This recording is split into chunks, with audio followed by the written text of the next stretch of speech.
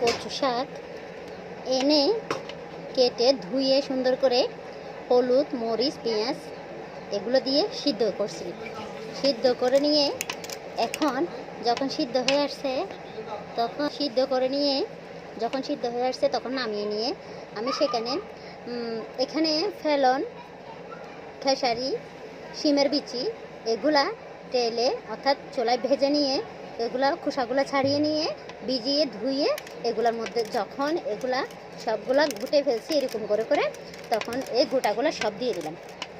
দেওয়ার পর কিছুক্ষণ নেড়ে ছেড়ে এরকম ঘুটে যাতে সব আমিষ হয়ে যায়, একেবারে গোটাগুলো ভাজা সব বীজগুলা এখানে মিক্স করে দিলাম। দেওয়ার পর কিছুক্ষণ চুলায় সিদ্ধ দিলাম। আবার কিছুক্ষণ সিদ্ধ হওয়ার পরে যখন সবগুলা বিচি সিদ্ধ হয়ে যাবে তখন গুঁড়া অর্থাৎ এখানে চাল ভাজা, ধনে, জিরা, রসুন, লাল মরিচ তেলে সবগুলো একসাথে ভেজে শিলে গুঁড়ি করে এই গুঁড়িগুলা ওই বিচিগুলো সিদ্ধ হয়ে আসলে তখন কিছুক্ষণ পর একটু নেড়ে দিতে হবে যেন লেগে 10 মিনিট হালকা আছে ঝাল দেওয়ার পরে এগুলো সিদ্ধ হয়ে গেছে। সিদ্ধ হওয়ার পর এই যে চাল ভাজা গুঁড়িগুলো সবগুলা মিক্স করে দিলাম। এখন দিয়ে নেড়ে ছেড়ে দিব যাতে লেগে না যায়।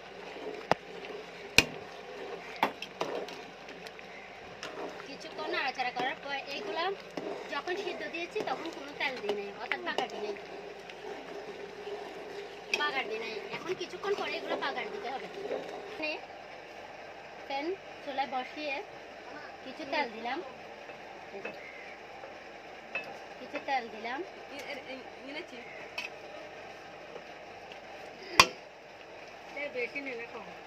তেলে রসুন দিয়ে দিলাম। রসুনগুলো একটু বাদামি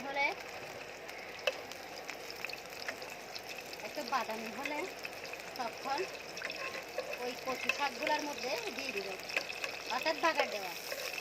এর আগে বাগার দেওয়া হয়নি, তাই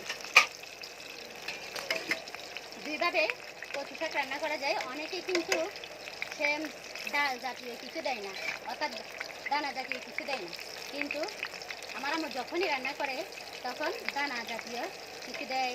চাল ভাজা, ধনে, জিরা সব কিছু, অর্থাৎ মুরগি মাংস রান্না করতে যে সব উপকরণ লাগে মশলা জাতীয় সবগুলা দেয় কচু শাক রান্না করার সময়, অনেক স্বাদ হয়।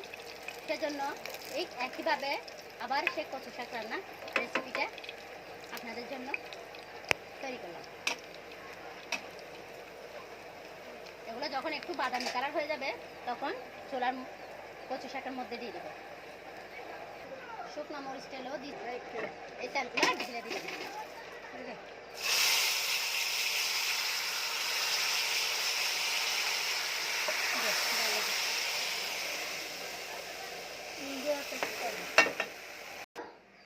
কচু শাক রেসিপি।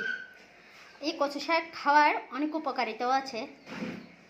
এতে আয়রন বেশি, লৌহ, আর এগুলা অনেকেই ভাতের সাথে ছাড়া এমনি খেতেও পছন্দ করে। এখন এগুলো পরিবেশন করা যাবে, ভাত দিয়েও চাইলে খাওয়া যাবে, এমনিও খাওয়া যাবে।